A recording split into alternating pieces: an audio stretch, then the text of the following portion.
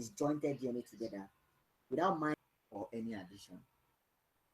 So it's just a repair mechanisms whereby the reason why letting you to know this is because of you will later on realize that CRISPR is actually one of those fundamentals that God gave to microorganisms to do all those things while they are actually viable. So let's come back to today's topic, CRISPR. CRISPR was actually reported in 1987, and by its scientists looking at E. coli, and he found out that E. coli that were being attacked by bacteriophage, they call them viruses that attack bacteria. He found out that E. coli that were being attacked by bacteriophage had issues. Some of them died, and the little that survived had copies of DNA of that bacteria on their sequence, whereby being regulated by an operon. So it was not until 2000 that there was a breakthrough. Now that we now know that almost all prokaryotes, where all bacteria belongs to, have the ability to house those CRISPR gene. So by definition, CRISPR is called clustered regular interspace short palindromic repeat.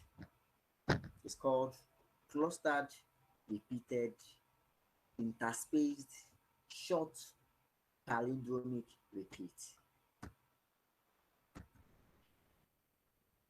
Let me take them one after the other. It is called clustered because of those genes are not far away from themselves. Hope you are hearing me, please. Hello, Yes. can you hear me? Yeah.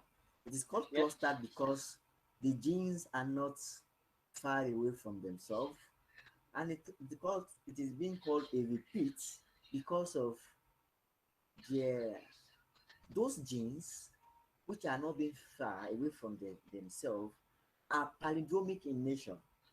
When I say something is palindromic in nature, what I mean is you have the same reading from left to right or from right to left.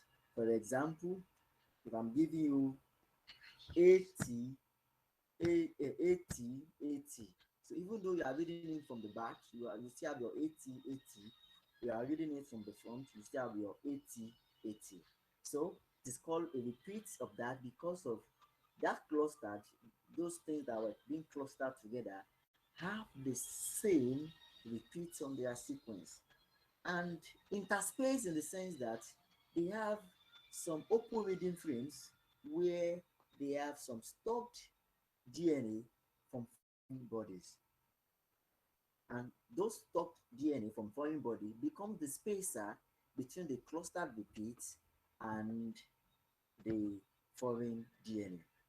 So why why do we have CRISPR in the first place? CRISPR, I said, was discovered in E.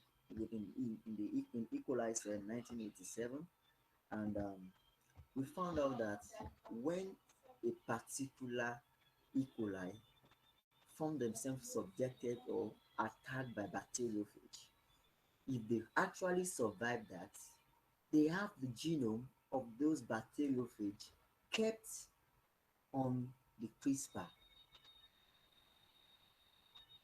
They have those they have some portion of those foreign DNA kept there, so that peradventure they have another attack to that kind of bacteria, to that kind of infection, or to that kind of phage, or to that kind of virus, they quickly and they promptly attack such virus and they will not die anymore.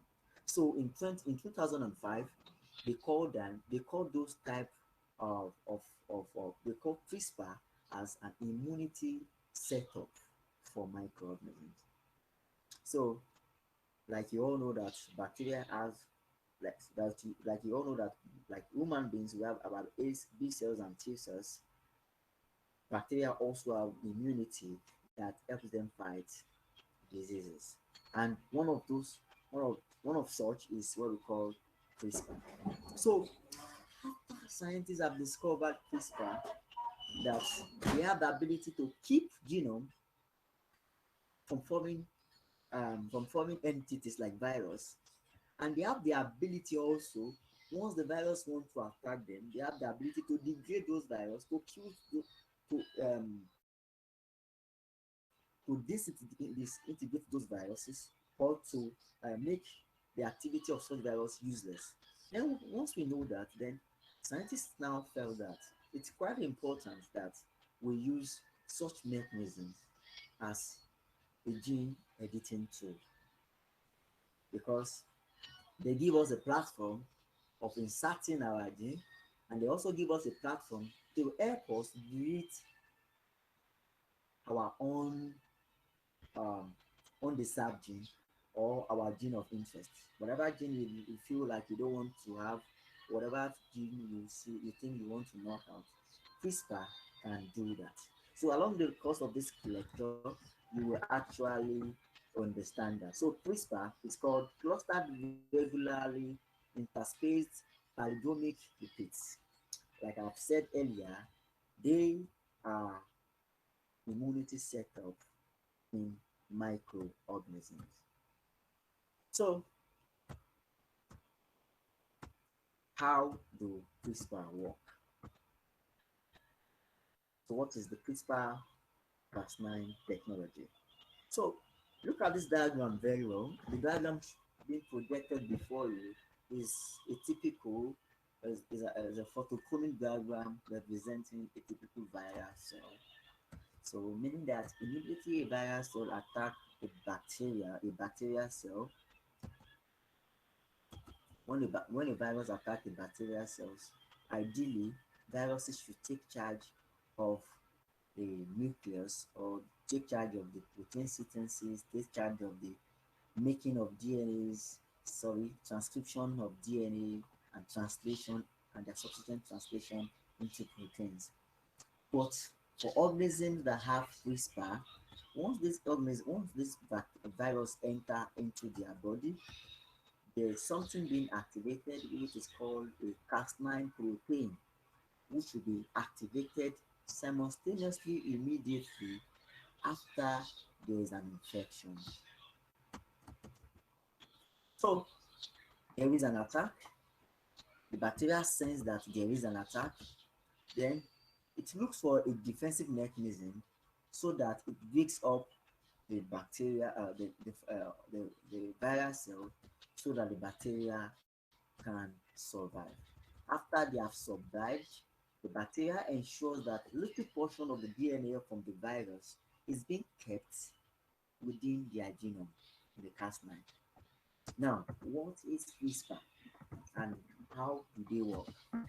Let's, I want you to look at this diagram very well, as I'll be explaining all of them in total.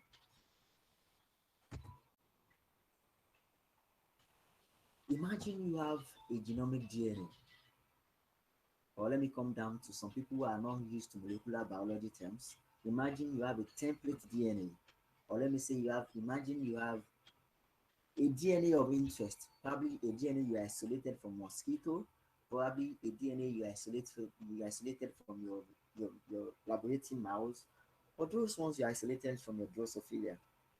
Imagine you have such template DNA. Now, what can you use CRISPR, and how much can you use CRISPR to work on such DNA? This is how CRISPR will work. It's very important to know that CRISPR is a two channel system, or let me say CRISPR is a two functional system, which one cannot work without the other. Now, the first thing to know about CRISPR is that CRISPR has a repeat that are being clustered together. let me quickly move my slide to that so that you can see. CRISPR has a repeat that is being clustered, that is being spaced by the foreign DNA from the virus. And this particular system is being operated by what we call a Cas operon. I will let you know everything about Cas operon and a tracer RNA. So let's go back to our previous slide. So what CRISPR does for microorganism is this.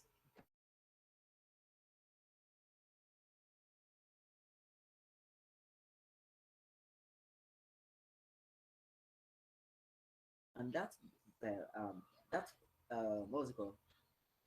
That template DNA or the virus or the template DNA of that virus has already been sensed by the bacterial cell that that virus cell is harmful to them. So what bacteria will do is to invoke the CRISPR-Cas RNA to help them do this thing I want to explain to you guys. The first thing is the CRISPR will be activated with the help of a Cas9 protein. The Cas9 protein in a, is one of those segments of the CRISPR. While the other segment of the CRISPR is what we call the guide RNA. How many of you know that why I'm sure a lot of us were class captain while we were in secondary school, or we were probably social prefect, ed prefect while we were in secondary school. Do you remember why we're in secondary school and your class teacher comes to the class and tell you that, can you please give me the names of noise maker when I'm not around? And what you do when the class teacher is not around is for you to write down the names of the noise maker down in your notepad. So immediately the class teacher comes into class, the class teacher begins to call out names of people that have made noise while he or she was not around. Then they now begin to beat them. You agree with me that it is not all the it is not all the members of the class that will be flogged by the class teacher. Only those whose names is appearing on the name on the list of the class captain. So also is our CRISPR-Cas9. Our guide RNA is just like our class teacher. Sorry, our Cas our Cas9 protein is just like our class teacher. Why our guide RNA is just like our class captain. What do I mean in essence? What I mean is this. In the normal setup of microorganism, once they sense that a particular genome is not their own or their product of infection, the Cas9, which is a protein, will open up. We will be guided by RNA. Then the RNA now begins to move within the lines of the genome DNA, of the genomic DNA, of the template or the template DNA, while finding match of sequences they already had on their spacer DNA. When we get there, I will remind you. Meaning that once bacteria found out that I have been attacked by this virus or viruses before, they keep some fragments of that DNA on their CRISPR. So if there is another infection, they call across the CRISPR and the CRISPR continue to search across to check if those sequence they have now is being so that sequence they already had before or they already had kept on their spacer DNA. Once they have it, then they call on the endonucleases which we know that they are molecular scissors, to help them cut it out, and by the virtue of polymerization, after the cutting out, DNA ligate those strands together, and the bacteria will be free from that viral attack. So let's go to more complex, um, what's it called? More complex diagram. So very briefly, CRISPR is clustered regularly interspaced palindromic repeats. They are array of identical repeats. So this color, if you check the diagram below, every color green that is appearing on my slide have been represented as a repeat, which are palindromic in nature, meaning that they read the same thing either from left to right or from right to left. And invaded DNA targeting spacer.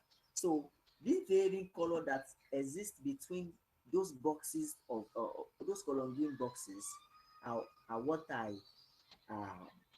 noted as um, invader spacing DNA. What I mean is that, for example, if they have infection from a particular virus, the first sample after the green box becomes the DNA of that virus. Some of those fragments will be deposited there. Imagine they have another infection with another fake virus. They also deposit another after another green box. So bacteria will now have libraries of an idea of what have infected them in the past, so that they try to have an immunological response, or let me say, a memory response to what is to come. So in this diagram also, you will find out that you have seen an operon. What is an operon? For those of you in molecular biology and those of you that want to know what molecular biology is all about, an operon is actually a particular um, mechanisms that controls that help to regulate two or more genes.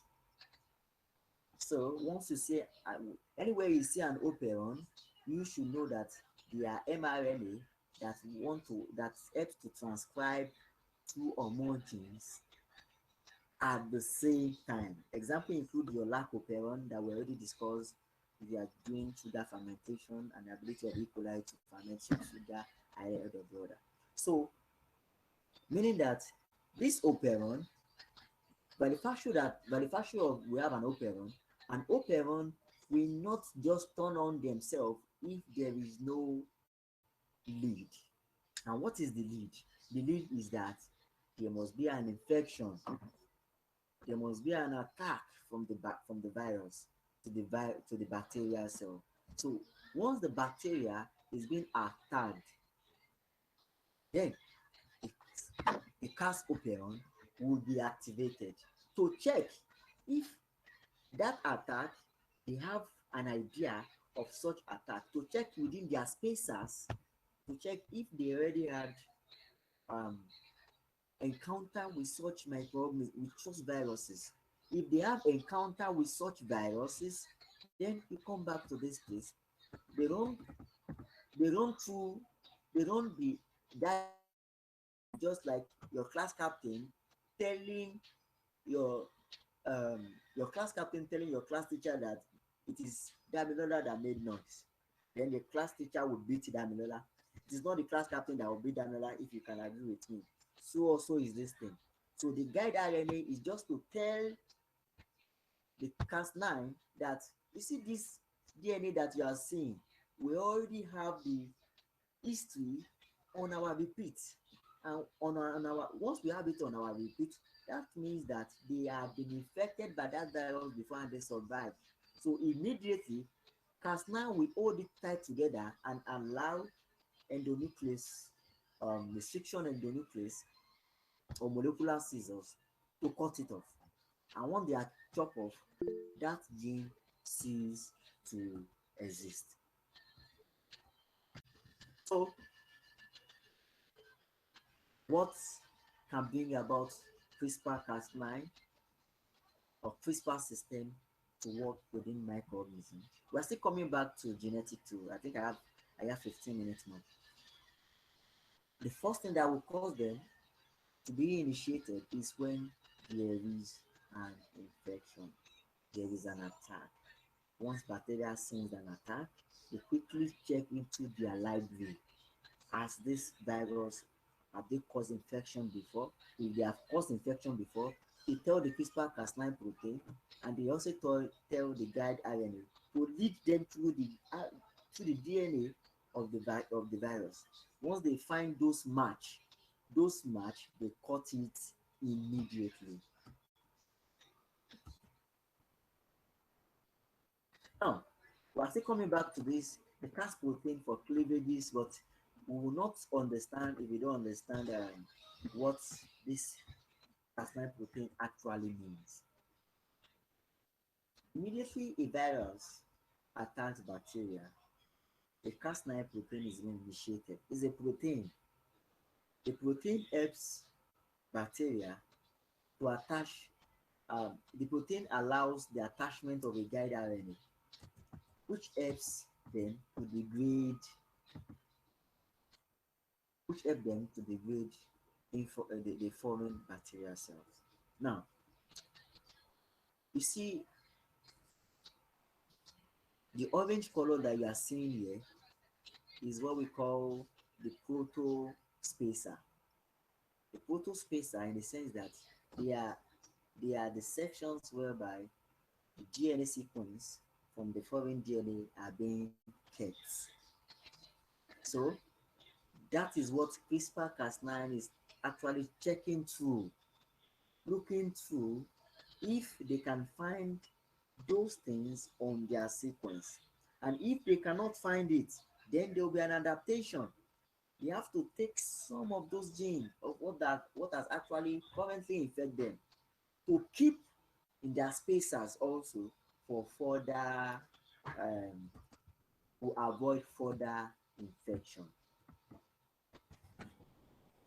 So let me now go to the order of the day, pros and cons of CRISPR-Cas9. Please hear me very well. What is the prospect of CRISPR-Cas9? The number one prospect of CRISPR-Cas9 is they can be used as gene editing tool. Well, what is gene edition? Gene edition is just the process by which you add, you delete, or you intentionally decide to put up a point mutation at any at any desired loci of your gene of a particular genomic sequence. So CRISPR can help us do what we call gene edition. How do they do that?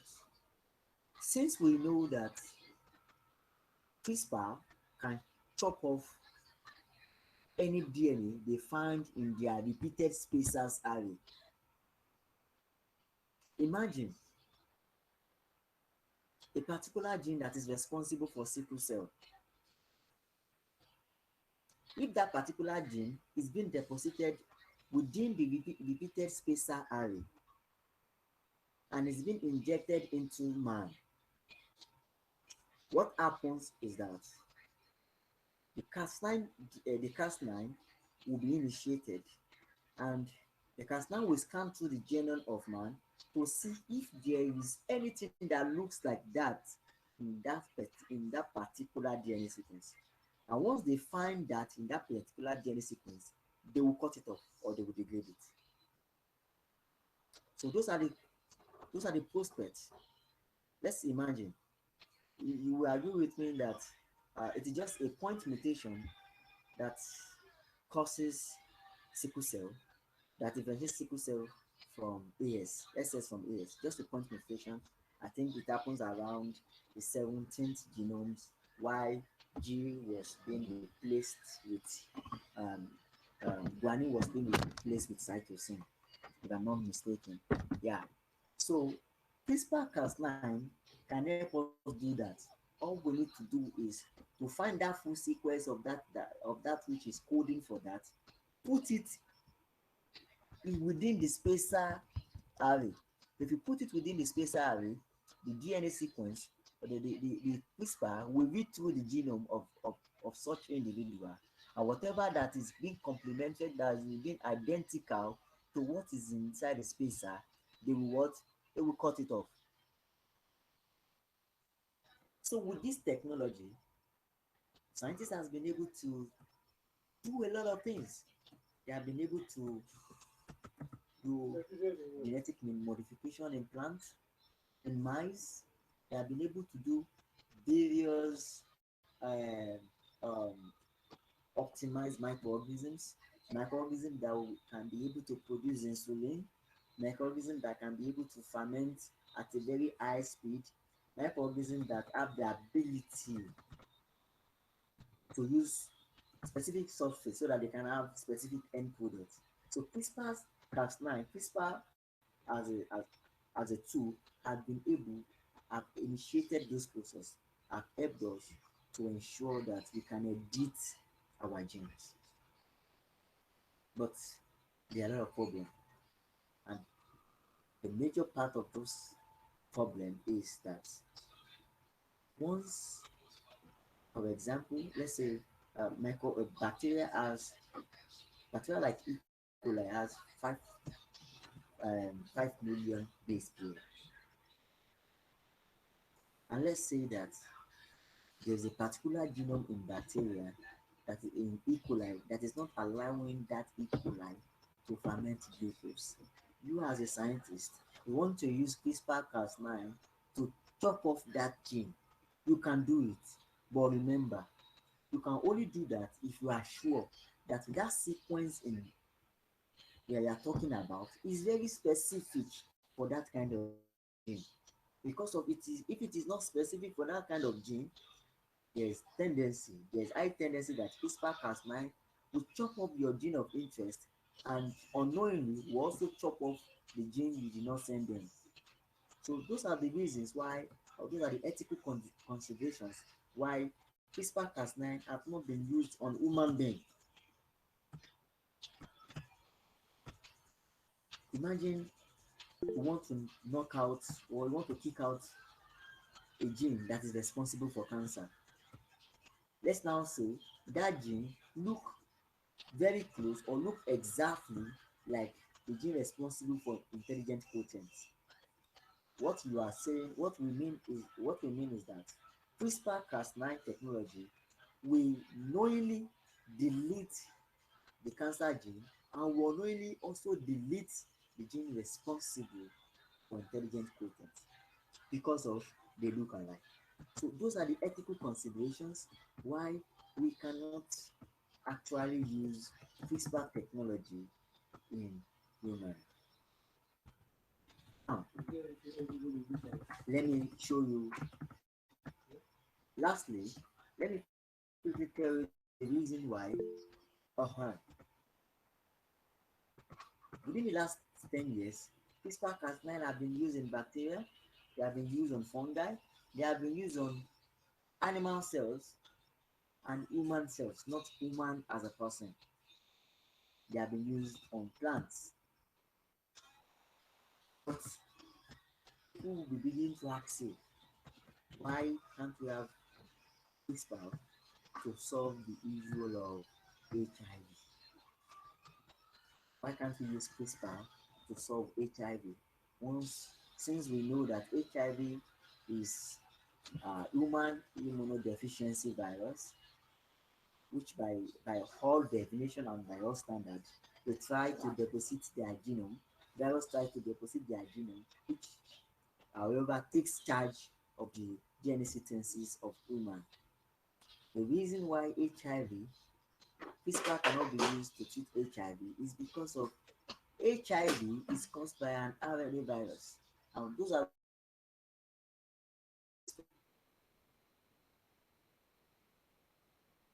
CRISPR work on DNA, template DNA, RNA virus. And RNA virus, they lack proofreading mechanism, meaning that microorganism will have within 1 or 2 hours, that sequence would have changed. So there is no particular sequence you can target for HIV cell. So those are the reasons why, as that we have talked that we have spoke about, that a sequences, or you have different sequences coding for a particular gene. So you have to be very careful to use CRISPR, because you never can tell. CRISPR can decide to cut off the gene of interest while also cutting off genes that are very similar to what is found on their spacer DNA. At least I really don't have much time. I need to rush these things up. I will send this slide immediately after this class, and if you have any question, you ask me. So finally, CRISPR have been used to study a lot of things in the scientific world. CRISPRs have been used to study gene, used to study gene transcription, translation, and CRISPRs have been also been useful to add a particular 1 point mutation, 2 point mutation to a particular gene of interest. CRISPRs have been used to knock out genes. CRISPRs have been used to add up genes to a particular template DNA. So you find out that CRISPR, from they have moved from just being to bacteria to what we call scientific tool. So they have been used, they help us produce our bioinsecticide, they help us refine our bacteria, they help us increase our our chances of herbicides, and a whole lot of things. They help us increase the storage condition, prolong storage time of our foods. CRISPR have been doing that discovered. But there are ethical considerations on when, how, and why should we use CRISPR on woman genome. If a genome that is responsible, that is housekeeping gene for woman, is being knocked out, woman woman lost our identity as human being. Imagine CRISPR eating up gene that is coding for us to have eye. Imagine CRISPR chopping off gene that is responsible for producing our hemoglobin, those ones that are responsible for producing our insulin. So we we can't risk it. Scientists cannot risk the chances of having such once they have not been able to perfect it very well. Nowadays, aside from CRISPR-Cas9, CRISPR-Cas10, 12, 13, and 14 has been and that are more flexible. God bless you. Let me take some of your questions. Thank you very much, sir, for Thank you, that. sir. Thank you, sir. Thank you Thank very you, much for sir. that. Thank you.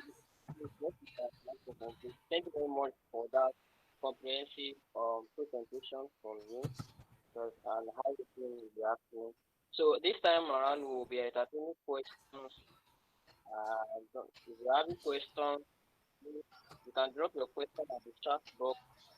Then we'll read it out. So we'll be entertaining questions now. If you have questions, please let us know. Signify this. Question from the presentation. Uh, the first question here for you now, sent by uh, Okay. Gloria Keolua. Gloria Keolua. She's asking, how can CRISPR be used to add genes? How can CRISPR be used to add genes? Choose That was to have gene. Okay. Okay. Thank you very much. Because we already know that once there is a breakage in the DNA, let me quickly go back to some of my slides so that I can add. Yes, let me go back to this, please. Once the way God created man, if there is a break of that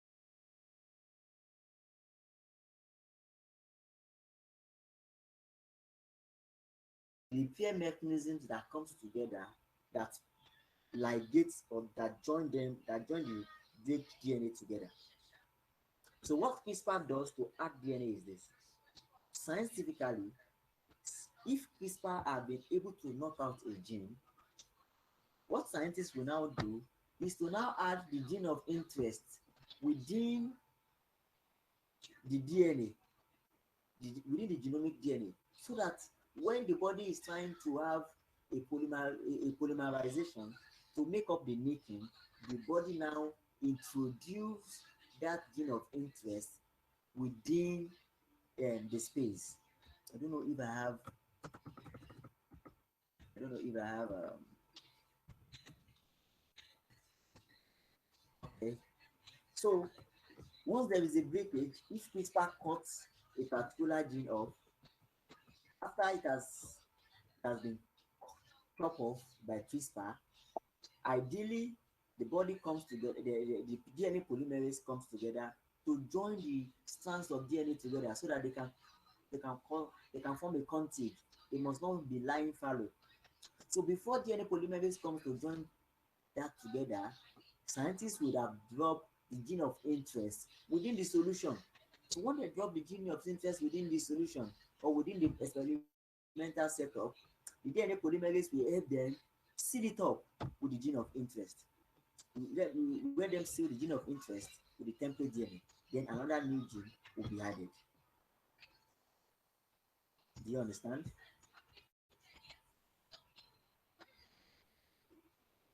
Okay, I saw another question. Is there any relationship between CRISPR and drug resistance in microorganisms? And in what way can drug resistance, can a drug, in what way or ways the method can lead to drug resistance in microorganisms? Okay. Um, please listen and listen very well.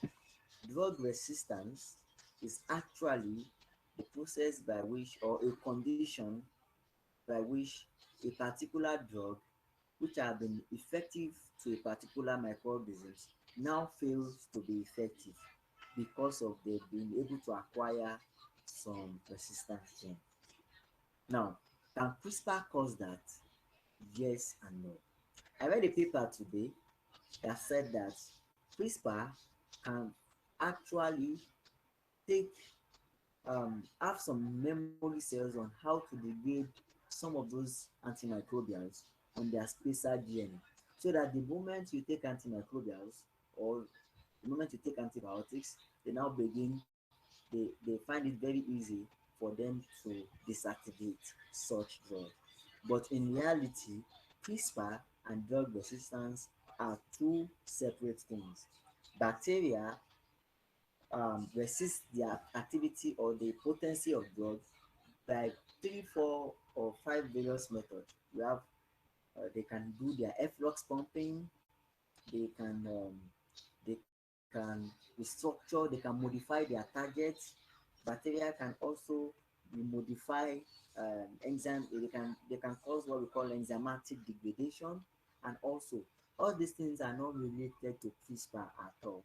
But latest research has found out that since CRISPR is an immunity to bacteria, they could also keep information regarding some powerful antimicrobials so that they know mechanisms by which they can be able to um, deactivate them quickly before they start working in the body.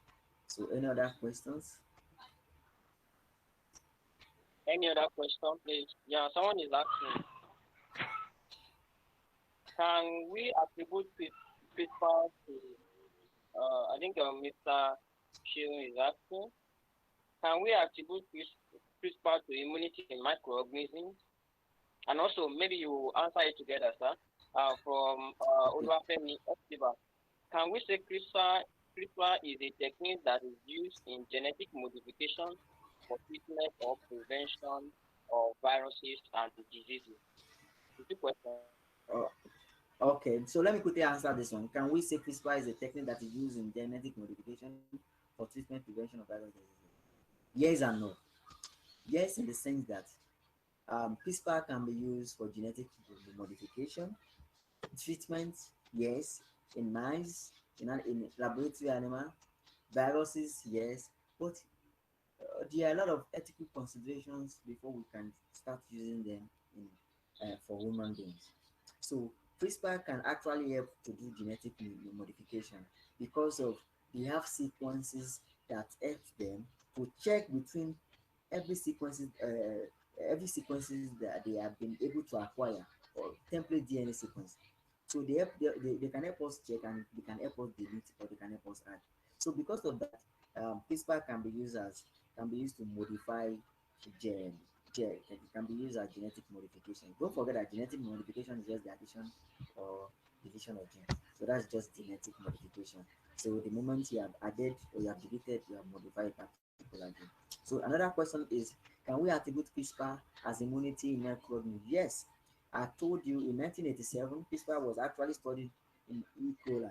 They found out that E. coli that escaped the activity of bacteriophage, T4 bacteriophage precisely, they had fragments of such viruses on their palindromic repeats. So ever since that time, scientists have worked on Streptococcus pyogenes, Staphylococcus aureus, and they found out that they are capable of having fragment DNA from um, from viruses that have already that once attacked them. So CRISPR immunity for microorganisms, immunity against viruses. You have to keep that in mind. Their immunity against viral infection, especially bacteriophage. So another question says CRISPR is not widely accepted as it required. Seeks supervision to work with. How do we get this technology accepted in the international space? Like we said, um, we don't want to have situations that because of we are working in the lab, we delete our gene. Imagine we want to delete cancer cells unknowingly, we will now delete gene responsible for insulin, or gene responsible for hemoglobin, or gene responsible for adrenaline, or gene responsible for important hormones in the body. So those are the reasons whereby there are ethical considerations surrounding the use of CRISPR. But it's being used in the lab to work on microorganisms, plants, laboratory animals to check. So CRISPR is flexible, they are flexible, but the concern is if they are not, if they don't have that target we so desire, it becomes a problem. So, and it's easier for you to delete a particular gene than to add a particular gene. So, that's the reason why there are some ethical considerations around it. Thank you. Any other question? Um, one question from Mr. Dada Oluwasegun saying the significant difference between CRISPR and RNA, significant difference And between what? CRISPR and RNA is significant. Difference between what? CRISPR and RE, RE. RE, yes, sir. Okay, that is restriction enzymes. Yes, sir. Yes, there is a difference between CRISPR and restriction enzymes. Restriction enzymes are molecular scissors that are being found on the what's it called, on the MC that on the please let me remind myself. Um, Restriction enzymes are being found on the multiple cloning sites here.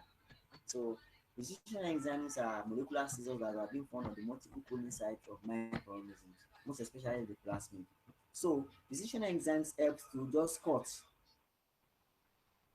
they helps to cut DNA, and the cut is actually initiated by bacteria, initiated by lab technologists, whatever. But in the case of CRISPR, CRISPR cut is being initiated by the fact that they already had a pre-knowledge of such idea. Do you understand? And um, um, the cut of CRISPR, we actually, it is actually specific into what is being found on their spatial DNA. So whatever is not found on their spatial DNA, CRISPR will not work. But for restriction enzyme is, it helps scientists to cut one fragment of DNA or another fragment of DNA so that you can add another fragment of DNA. So it's just a molecular scissors. Restriction enzyme is a molecular scissors, but it's been initiated by sequence reading which the particular scientist want to cut out. So you can develop your restriction enzymes to cut a particular sequence. But CRISPR have their own sequence that they will cut on their spatial. So whatever sequence that is not found on their spatial DNA, CRISPR will not cut. Okay, sir. So During the question, but I have a question, sir, for you, sir, before we go. okay, And stop sharing your screen, sir, so that we can discuss some other stuff. Yes, okay. my question is, sir, what is there any prospect between CRISPR be applied to DNA sequencing? DNA sequencing. Don't misunderstand me. It's a protocol that ensures that the nucleotide that forms a particular sequence, while CRISPR is a sequence that edits or cuts a particular DNA. Now, but there is an interlink between DNA sequencing, study of DNA sequencing, and if you want to study DNA sequence in vivo, for example, you want to actually know how the body or how a particular organism synthesize their protein. You can use CRISPR to attack a particular protein of interest or a particular gene of interest by adding GFP. That is what we call, some you can browse it, gene fluorescence protein. So CRISPR can help us add gene fluorescence protein to a particular gene. For example, we want to know how insulin is being produced in the body for like within 30 days. You can use CRISPR to deposit GFP to attack only insulin.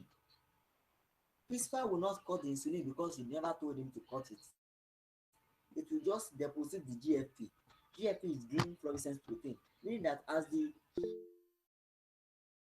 gene is being moving transcribed. So those are the prospects, those are the advantage of CRISPR. You can monitor your DNA sequence in vivo. Sorry, yeah, in vivo. You can actually check how those sequences are being working, how they are moving from one place to there, how they are being transcribed, what happens to the RNA that transcribe it after the RNA bring it after transcription, what happens to the RNA that brings those individual amino acids. So with the help of CRISPR, CRISPR will tell us how those things are being formed, where they are being formed, and how much more they are being formed between one individual to the other. Okay, sir. Thank you very much, sir. I think So please, can is I there. quickly answer this question? Okay, go ahead, sir. Go ahead, sir. Somebody asked me that generally, do you see any end to drug resistance in microorganism? Or like, won't there be a time when antimicrobial will not work on microorganism? Let me say that the First World War, um, um, You can stop sharing your screen, sir. You can stop sharing your screen, sir. okay, Okay, sir. please hold on, please. Thank you. So, the greatest stuff that have ever befall man is infection.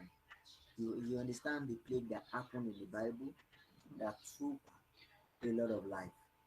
You also understand that there's another plague that happened that we call the red flu. that happened in Spain in 1800.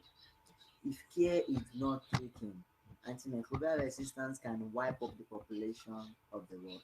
Reason being that bacteria or microorganisms, most of them are unicellular organisms, and they may be unicellular. They already understood the human system more than the human system, more than the human scientists. So before we, in fact, I read a paper sometime. There's a particular antibiotic that was being discovered 2 years ago. We already have resistance. There is a prototype for for a particular antibiotic to come into market. Before the antibiotic came into market, bacteria already have resistance to them, meaning that we are exhausting all our means to developing antimicrobials. But bacteria, fungi, viruses, they are not sleeping. They are finding every mechanisms to, especially bacteria, to resist antimicrobial medications. So what can we do? We need to go back to our green plants. We need to go back to plants to see how we can explore part of those plants. Natural compound, they say honey plants, um, venom from snake, venom from scorpion, to see if we can actually isolate some compound that anti that will take a lot of time for microorganisms such as bacteria to develop resistance. Okay, thank you. Uh, Thank you so very much, sir, for the wonderful presentation. Honestly, it has been very impactful time with you for some about an hour ago. Thank you so very much for honoring our invitation. And also, we recognize the presence of Mr. Tauda Uluwasegun. Thank you so very much, sir, for joining us. We are your little boys and girls there. Thank you so very much, sir, for everyone who have joined us. Great World Biotech Institute. Thank you so very much, everyone. Thank you guys for joining us, and then hopefully we can do together. And then by the grace of God, next week hopefully we will have one of our collaborators from India taking us on next generation sequences. Next generation sequences from India. So thank you so very much, everyone that have joined Great World Biotech Institute and Institute Better Than Our Passion to train and groom young scientists. We are coming up in Africa, we are coming up in Nigeria, and then we are ready to impact the world. On the behalf of all the heads of departments, I want to say a very big thank you to everyone that has made it to this program tonight, to this webinar. I will hope to see you next week by His grace. Thank you, everyone. On the behalf of HOD once again, we say a very big thank you. Have a wonderful night rest ahead. Mr. Christopher, thank you for joining us also, and all that I could not mention their names. Thank you so very much. God bless.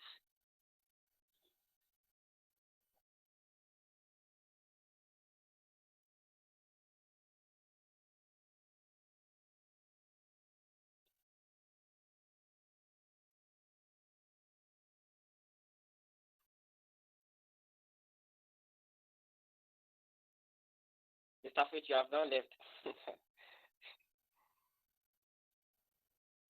Mr. Abel, thank you, sir.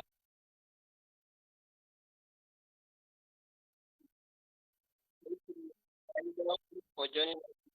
Thank you, your presence.